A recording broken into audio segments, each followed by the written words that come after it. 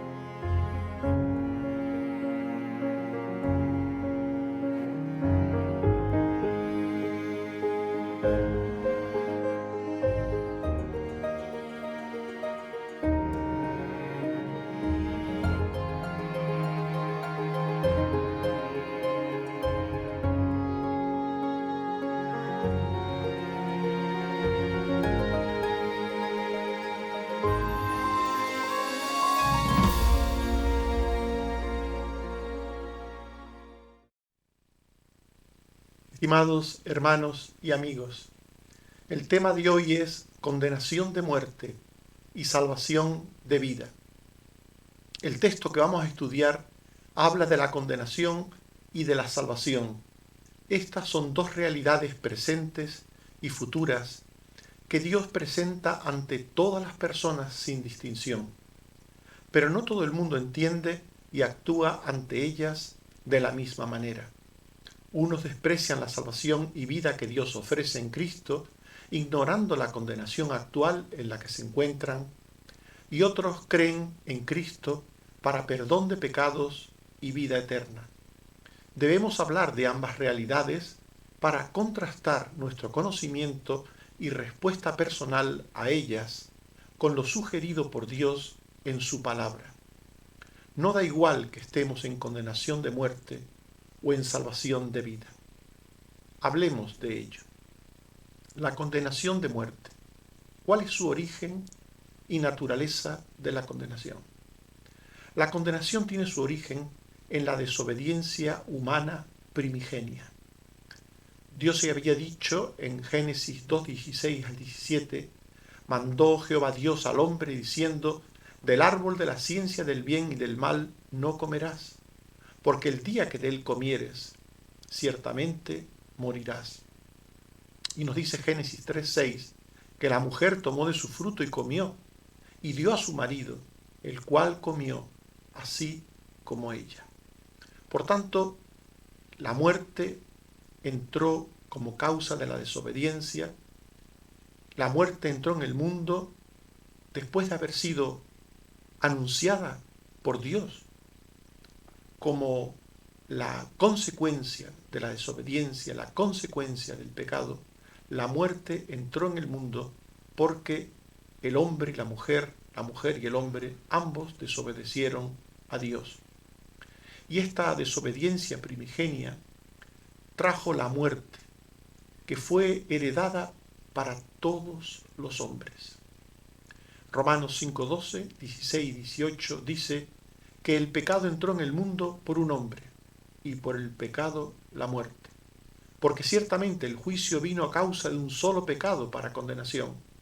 Así que como por la transgresión de uno vino la condenación a todos los hombres.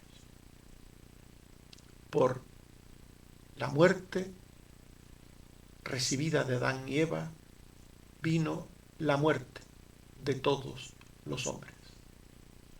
Esa muerte fue heredada por todos los hombres.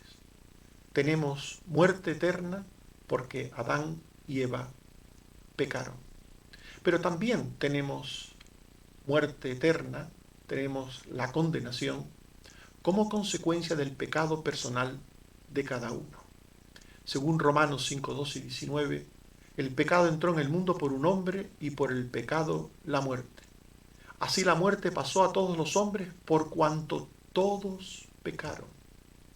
Así que por la desobediencia de un hombre, los muchos fueron constituidos pecadores. Este texto es interesante porque nos habla de las dos causas que originan la muerte universal de todos los pecadores. Una, como hemos visto, el pecado primigenio de nuestros primeros padres, Adán y Eva, y en segundo lugar, el pecado personal de cada uno. La muerte pasó a todos los hombres por cuanto todos pecaron. Así pues, esta es la situación actual en la que nos encontramos todas las personas. Todas las personas nos encontramos en condenación de muerte por el pecado de nuestros padres primeros y por nuestro pecado propio personal. Una situación terrible, por supuesto. Pero ante esto deberíamos desear escapar de la condenación venidera. Cuando oímos hablar de que estamos en condenación por el pecado, deberíamos desear, deberíamos anhelar escapar de esta situación. Deberíamos ser conscientes de la situación en que nos encontramos y desear escapar de ella, del juicio y de la condenación que nos espera si nos presentamos ante Dios tal y como somos. En Mateo 23:33, Jesús decía a aquellos religiosos, fariseos, que se creían tan buenos, les decía: serpientes, generación de víboras, ¿cómo escaparéis de la condenación del infierno? ¿Cómo escaparéis? Ellos no querían escapar de la condenación del infierno, no deseaban escapar de la condenación del infierno. Y en Romanos 2:3 es el apóstol Pablo el que dice: ¿y piensas esto, oh hombre, tú que juzgas a los que tal hacen y haces lo mismo, que tú escaparás del juicio de Dios? Esta es la terrible situación de muchas personas. No escaparán por su condición pecadora del juicio de Dios, pero lo peor es que tampoco desean escapar del juicio de Dios. No les importa. Cuando les hablamos de condenación eterna, de juicio eterno, cuando le hablamos de que el pecado merece castigo, juicio, todo esto no quieren saberlo. Cuando se habla de pecado en la iglesia, es un tema impopular. Los sermones que menos gustan son aquellos que hablan de pecado, que hablan de juicio, de condenación. Este tipo de cosas no interesan por lo general a las personas. Pero lo creamos o no, tendremos que comparecer un día ante Dios. Tendremos que enfrentarnos un día al juicio final. Y a ser posible, deberíamos poder estar de pie en el juicio final. Esto es evidentemente una metáfora que emplea la Biblia para indicar la condición de inocencia o de culpabilidad que tendremos en ese juicio. Dice Lucas 21, 34 al 36, mirad por vosotros mismos, que vuestros corazones no se carguen de los afanes de esta vida, y venga de repente sobre vosotros aquel día, porque como un lazo vendrá sobre todos los que habitan sobre la faz de toda la tierra. Velad en todo tiempo orando, que seáis tenidos por dignos de escapar de todas estas cosas que vendrán y de estar en pie delante del Hijo de Dios. Lo creamos o no, esto va a suceder. Todos tendremos que enfrentarnos al juicio de Dios, comparecer ante el juicio de Dios, y en ese juicio estaremos de rodillas, allí estaremos humillados como señal de nuestra condenación y del castigo que merecemos, o estaremos en pie. Así estarán aquellos que han sido declarados justos e inocentes por la sangre de Cristo. Por tanto, Dios nos advierte de que llegará el día final de juicio para todos los pecadores. Y muchos viven ignorando las advertencias presentes de Dios sobre ese juicio venidero. Muchos, repito, como ya hemos dicho antes, no quieren saber nada de eso. En Lucas 23:40, aquel hombre de la cruz, el llamado buen ladrón, reprendió al otro diciéndole, ¿ni aún temes tú a Dios estando en la misma condenación? Hay personas que no temen a Dios. No temen un encuentro con Dios final, ni siquiera estando mayores y enfermos, ni siquiera estando en una situación de peligro en la que pueden perder la vida y tener que dar cuentas a Dios, ni siquiera en una situación extrema piensan en Dios, ni en rendir cuentas a Dios, ni en nada por el estilo.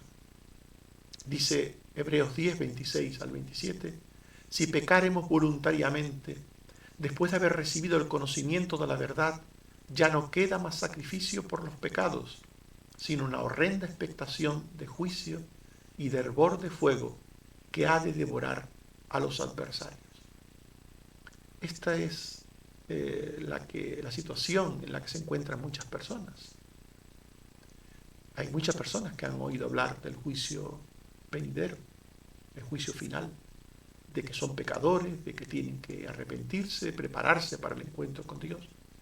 Pero a pesar de eso, no solamente no les interesa, sino pecan voluntariamente. Es decir, siguen en su vida, en su ritmo de vida, lejos de Dios, ajeno a Dios, siguen haciendo lo que desean, lo que quieren, siguiendo la corriente de este mundo, sin importarles para nada lo que la palabra de Dios enseña.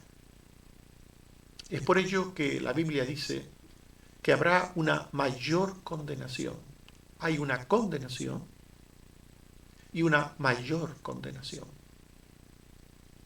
Hay grados de condenación. Habrá una mayor condenación para aquellos que tuvieron también un mayor grado de pecado o un mayor grado de conocimiento de la salvación y la rechazaron. El distinto grado de pecado de cada uno hace necesario un distinto grado de condenación. Todos somos pecadores ante Dios, pero no todas las personas somos iguales en nuestro modo de vivir, nuestra manera de vivir, en nuestro hacer. Hay personas que intentan no pecar, que se arrepienten de sus pecados, que los traen a Dios por Jesucristo para que los limpie, que procuran no volver a hacerlo más. Y hay personas que viven haciendo lo que les da la gana, viven como si ellos mismos fueran la ley para sí mismos, viven solamente siguiendo los dictados de sus propias conciencias, adormecidas, endurecidas por el pecado. Y esas personas que hacen lo que quieren, pues evidentemente caen en situaciones de pecado muy grandes. La Biblia habla de mayor condenación.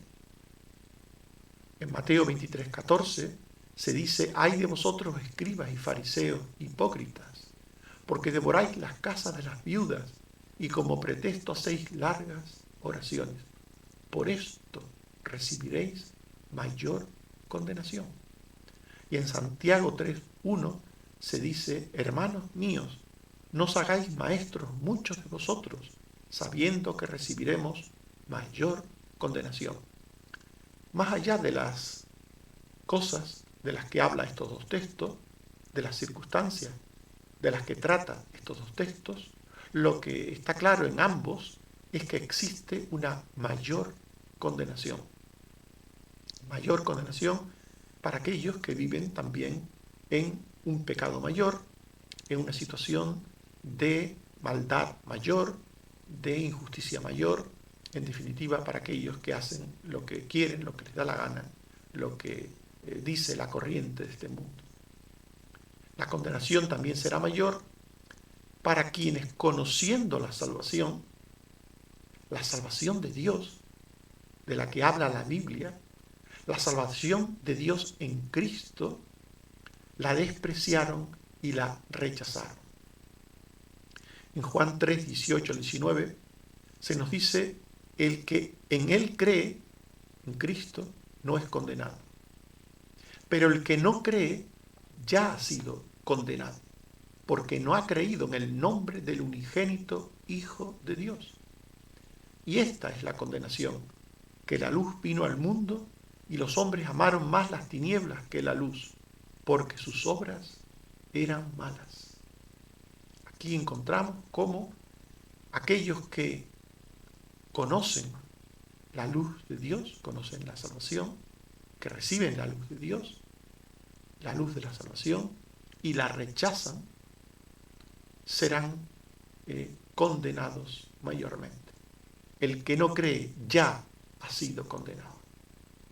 Esta es la condenación, que la luz vino al mundo y los hombres amaron más las tinieblas que la luz, porque sus obras eran malas.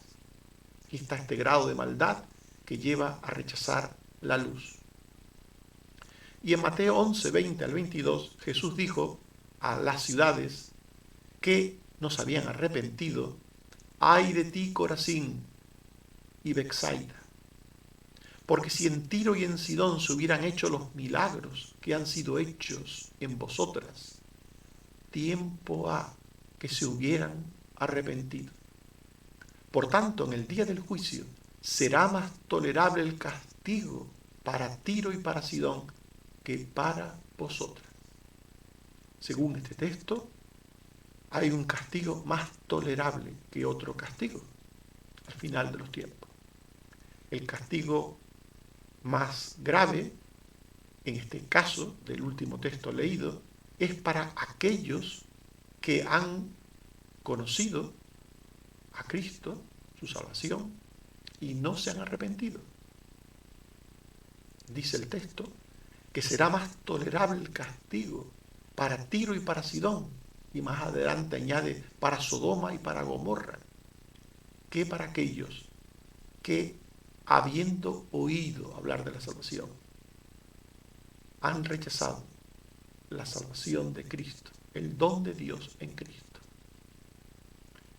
También el castigo será mayor, la condenación será mayor para quienes, conociendo la salvación provista por Dios, la pervierten, la retuercen, la confunden, negando algún aspecto de ella, algún aspecto de Dios, creyendo en una salvación a la medida de sus prejuicios o de su entendimiento. Hay personas que creen que pueden hacer de la Biblia y de las enseñanzas de la Biblia lo que quieran. Hay personas que creen que pueden creer la Biblia a su manera. Que ellos pueden tomar de la Biblia un texto bíblico, por ejemplo, y entenderlo a su manera. Ellos creen que eso es legítimo. Pero esto no se puede hacer. No podemos entender a Dios ni a su salvación a nuestra manera. No hay una manera propia de cada uno de entender a Dios ni a sus cosas. Dice Hebreos 2:3, ¿cómo escaparemos nosotros si descuidamos una salvación tan grande? La cual, habiendo sido anunciada primeramente por el Señor, nos fue confirmada por los que oyeron. Dios ha anunciado su salvación de una manera. Es el anuncio, es la salvación, es el Salvador de una manera. No podemos cambiar nada sobre ello. Porque pregunta aquí el texto, ¿cómo escaparemos si descuidamos una salvación tan grande? Hay personas que la salvación de Dios se les queda pequeña y ellos mismos tienen que retocarla. Tienen que añadirle, tienen que quitarle. No les parece suficiente lo que Dios dice. Y ellos mismos cambian, añadiendo, quitando, poniendo, torciendo. Creen que no pasa nada. Pero dice el texto, ¿cómo escaparemos? ¿Cómo escaparemos? Y dice Judas 1:4, algunos hombres han entrado encubiertamente, los que desde antes habían sido destinados para esta condenación. Hombres impíos que convierten en libertinaje la gracia de nuestro Dios y niegan a Dios el único soberano y a nuestro Señor Jesucristo.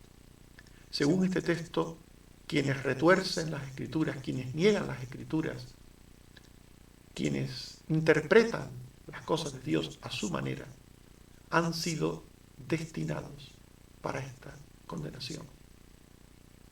Por tanto, en definitiva, rechazar la salvación es un pecado muy grave. Negar la salvación en cualquiera de sus aspectos es muy grave. Torcer o interpretar al antojo de cada uno la salvación es muy grave. Y quienes pecan de forma grande o quienes rechazan la salvación de Dios serán mayormente condenados. Pero también el texto estudio nos habla de la salvación de vida. No solo nos habla de la condenación, sino de la otra cara de la moneda, la salvación de vida. La salvación en la Biblia es una obra de la gracia de Dios. Hay personas y hay religiones que hablan de la salvación como de obra humana, como de lo que el hombre puede hacer para llegar a Dios, para ser salvo. Y esas religiones o personas dicen, enseñan salvaciones diversas por medios diversos. Todo ello tiene en común algo, y es la obra del hombre. El hombre es el protagonista de su salvación. Pero según la Biblia, los creyentes, tanto del Antiguo Testamento como del Nuevo Testamento, tenían muy claro que la salvación era un regalo amoroso de Dios. En Génesis 49:18 se dice, tu salvación esperé, oh Jehová. Y en el Salmo 3:8, la salvación es de Jehová.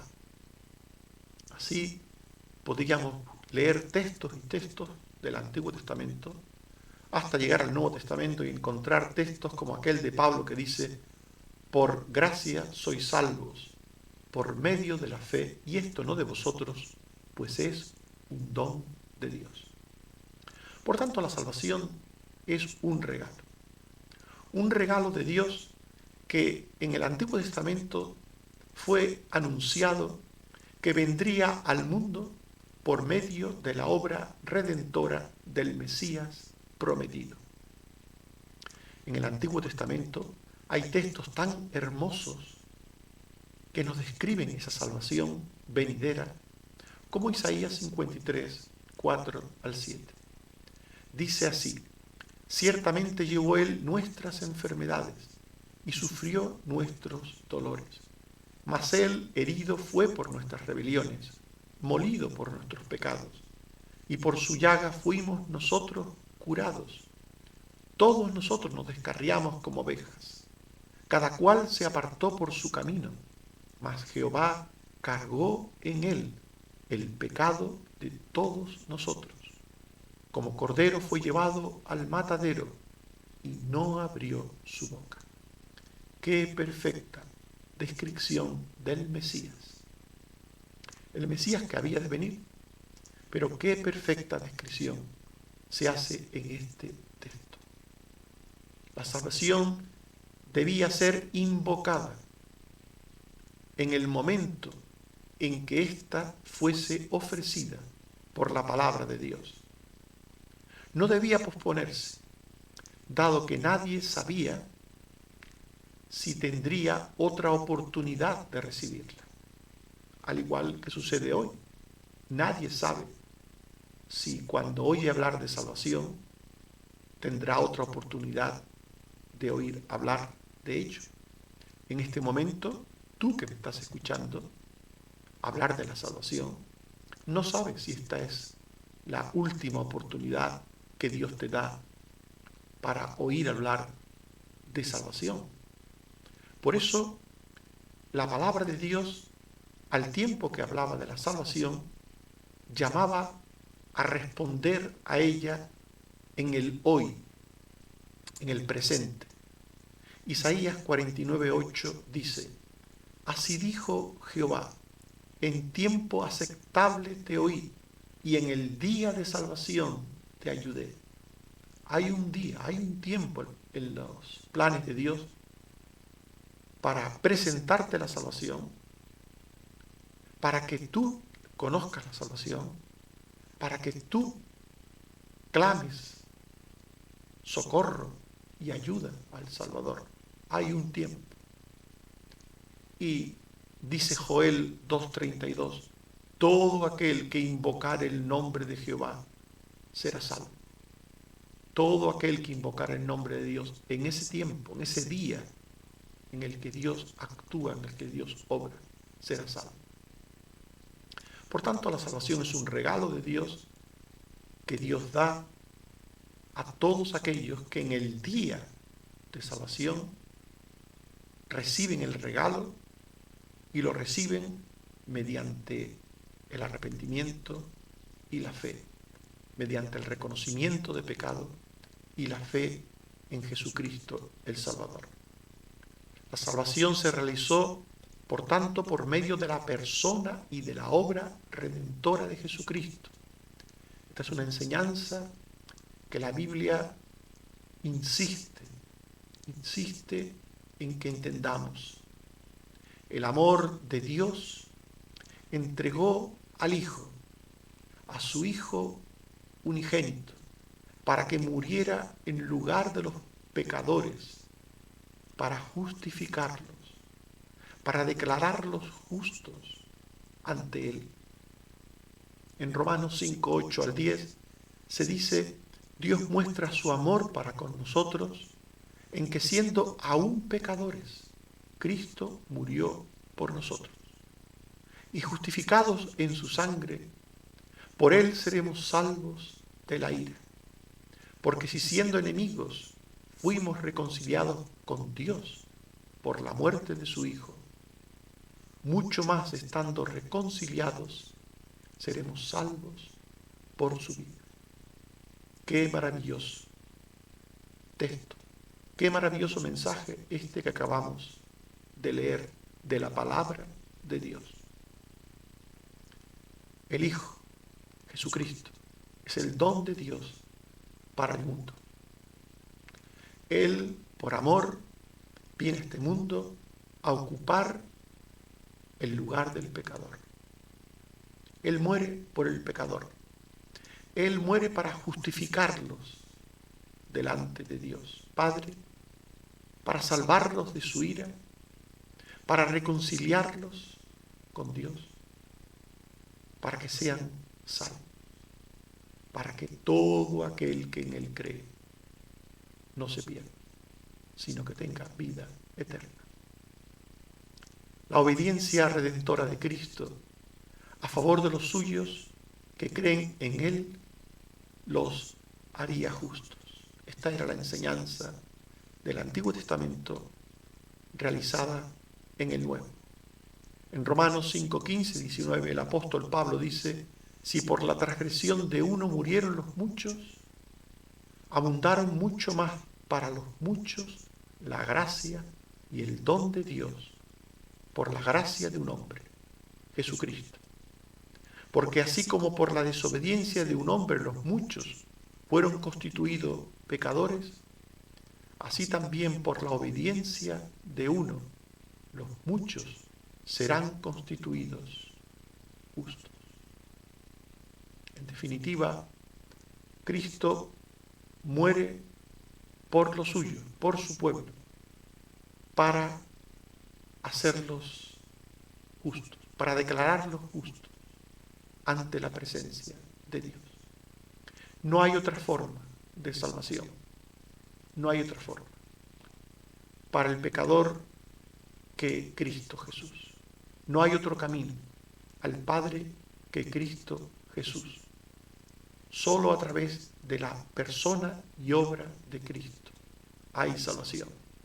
Hechos 4:12.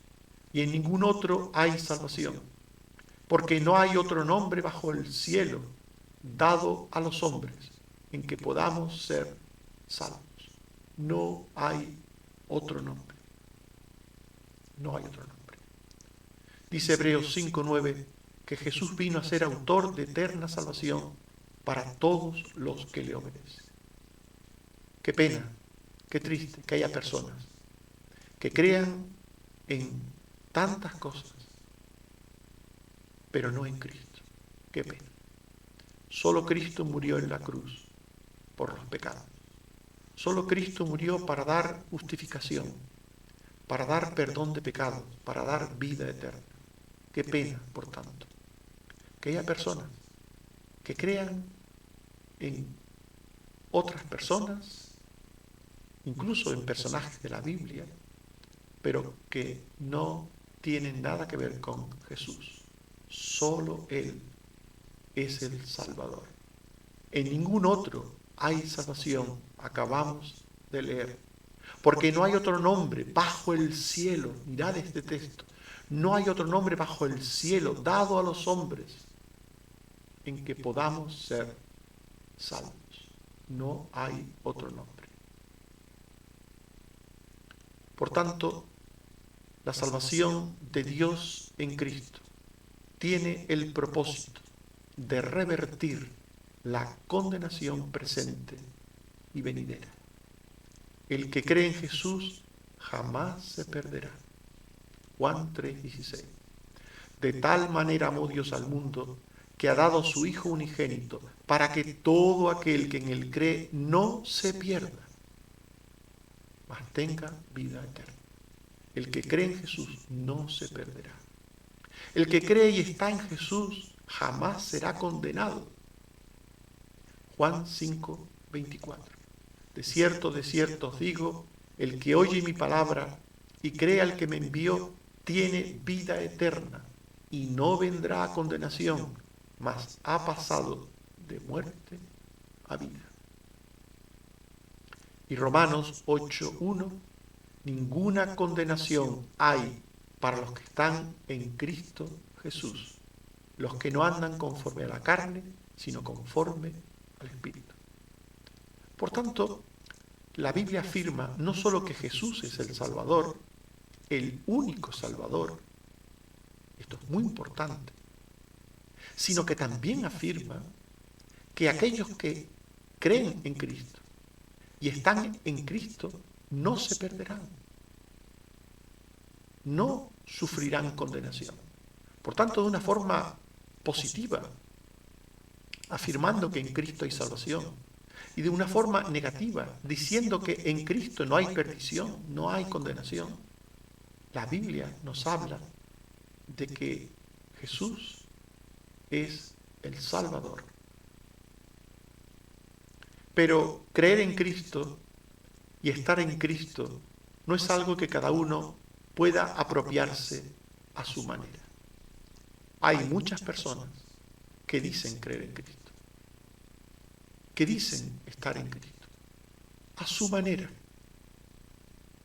Y, como hemos dicho antes, hacen lo que quieren. Pero creer y estar en Cristo es ser una nueva persona. Una persona distinta, a semejanza del Señor. Dice 2 Corintios 5:17, de modo que si alguno está en Cristo, nueva criatura es. Las cosas viejas pasaron, y aquí todas son hechas nuevas. El que cree en Cristo, el que está en Cristo, es una persona nueva.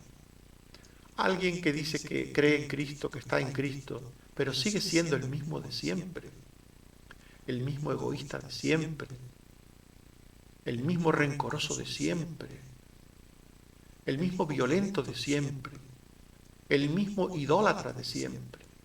Aquel que dice que cree en Cristo y está en Cristo, pero que no ha cambiado en nada, es un mentiroso. Y la verdad no está en él. Porque el que cree en Cristo y está en Cristo es una persona nueva. Nueva. Una persona distinta. Creer y estar en Cristo es, por tanto, un cambio. Un cambio de pensamientos, de sentimientos, de voluntad. Un cambio de corazón. Pero también creer y estar en Cristo lleva a las personas que de verdad creen y están en Cristo a formar parte del cuerpo de Cristo, la Iglesia, perteneciendo a una congregación local. Hechos 2:44, 46 a 47 dice, todos los que habían creído estaban juntos y tenían en común todas las cosas, y perseverando unánimes cada día en el templo, y partiendo el pan en las casas, comían juntos con alegría y sencillez de corazón, alabando a Dios y teniendo favor con todo el pueblo. Y el Señor añadía cada día a la iglesia los que habían de ser salvos. Ser salvos, por tanto, según este texto que hemos leído, es formar parte de la iglesia.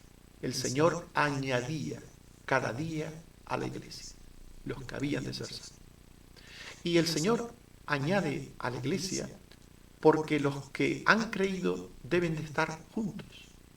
Deben tener en común las mismas creencias, la misma forma de adorar a Dios, la misma fe, la misma esperanza.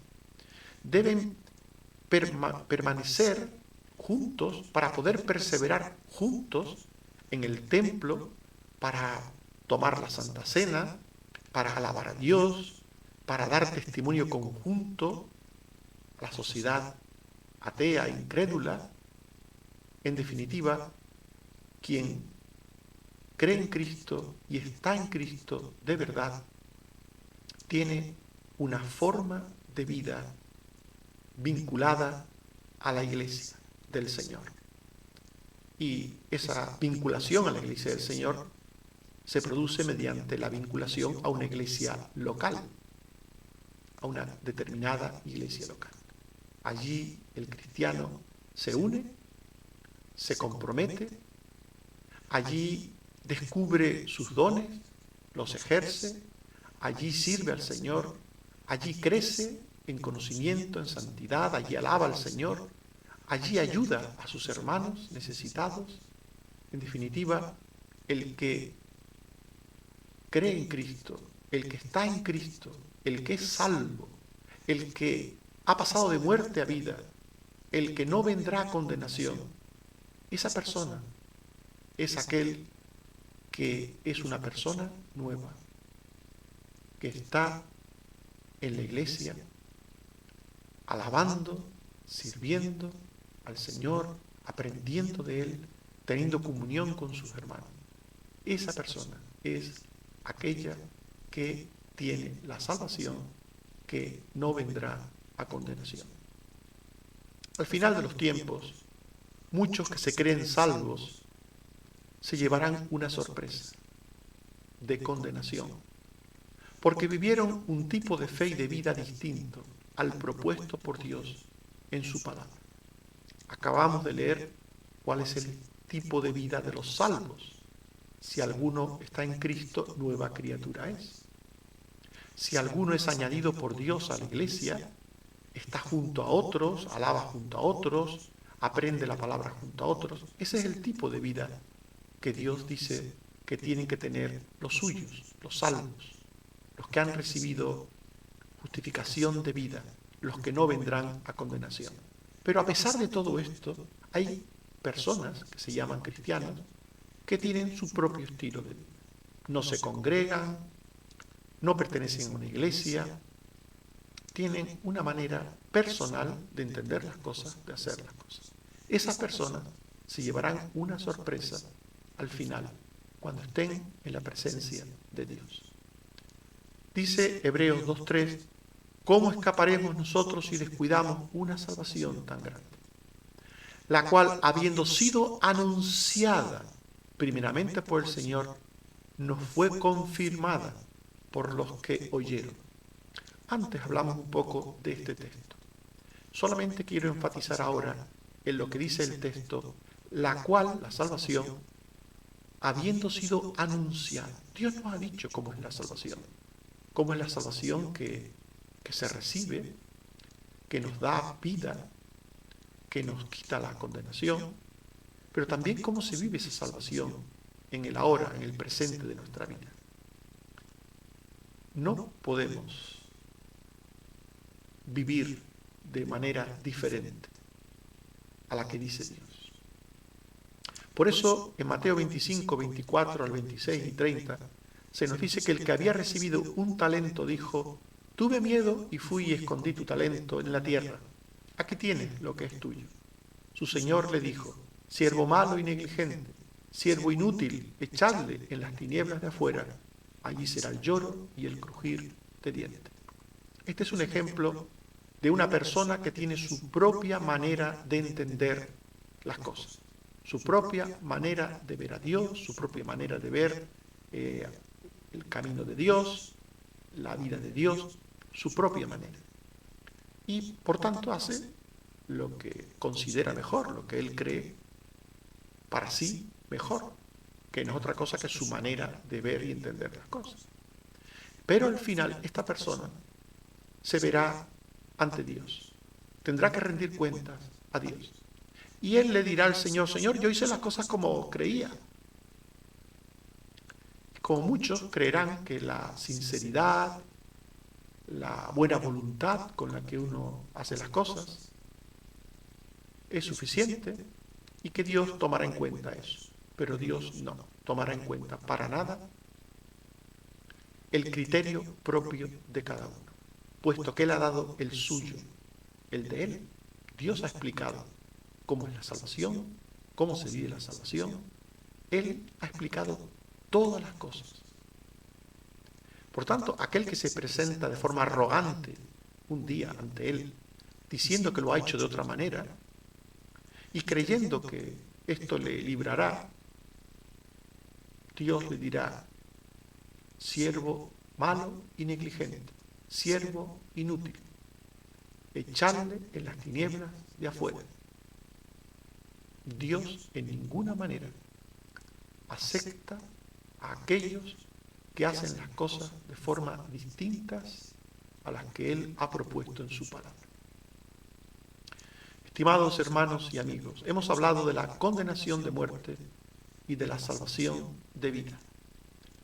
Y sobre la condenación de muerte hemos dicho que el origen de la condenación es la desobediencia humana primigenia y el pecado personal de cada uno que trajo la muerte para todos.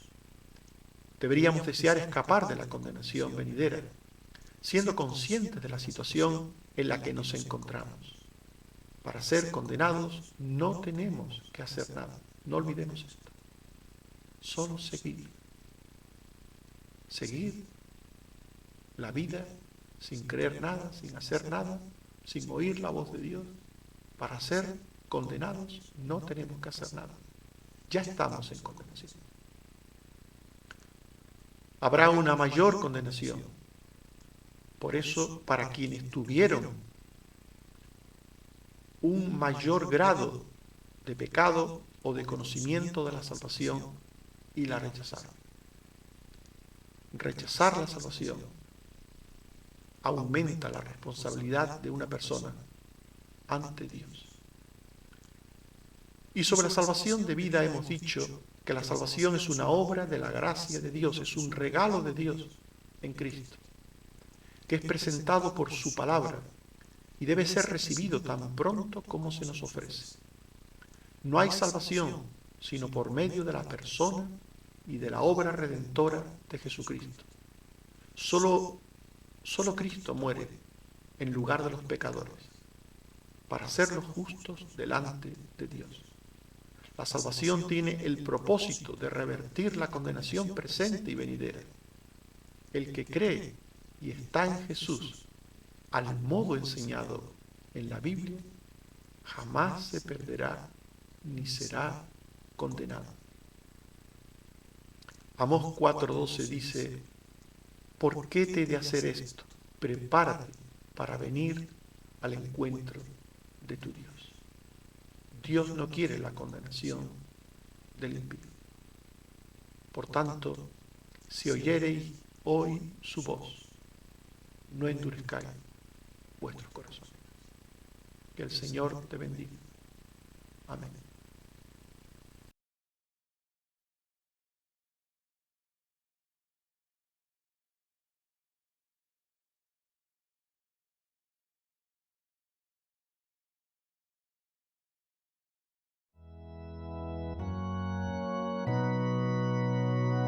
A Cristo doy mi canto, Él salva el alma mía, me libra del quebranto y con amor me guía. Ensalce nuestro canto, tu sacrosanta historia. Es nuestro anhelo santo, mi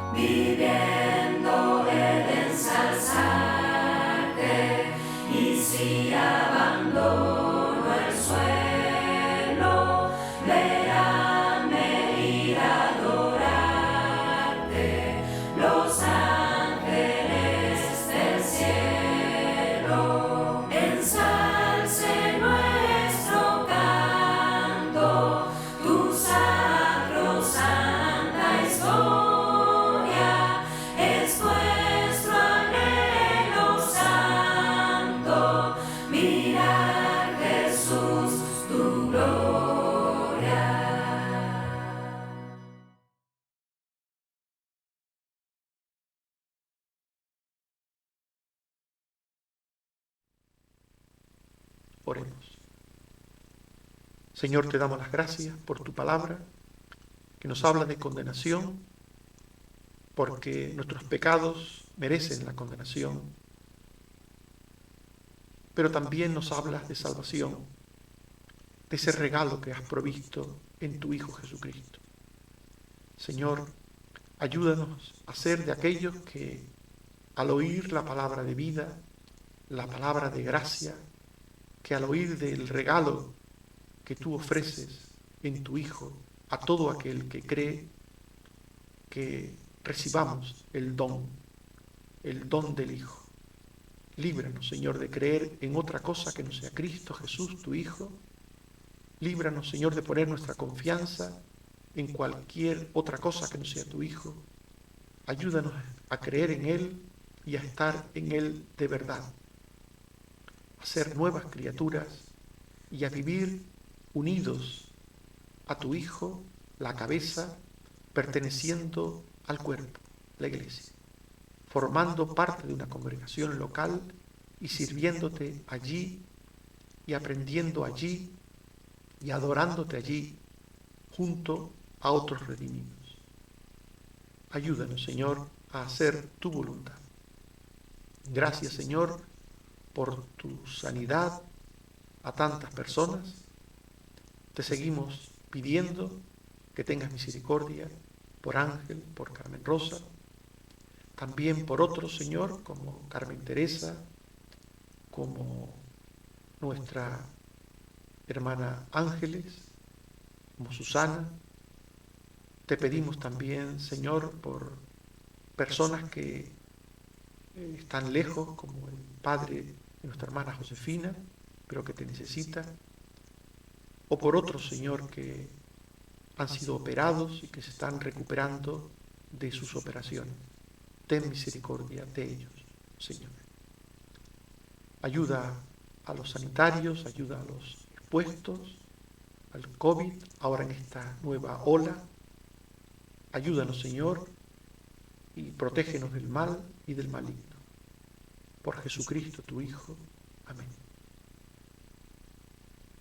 Que el Señor nos bendiga a todos.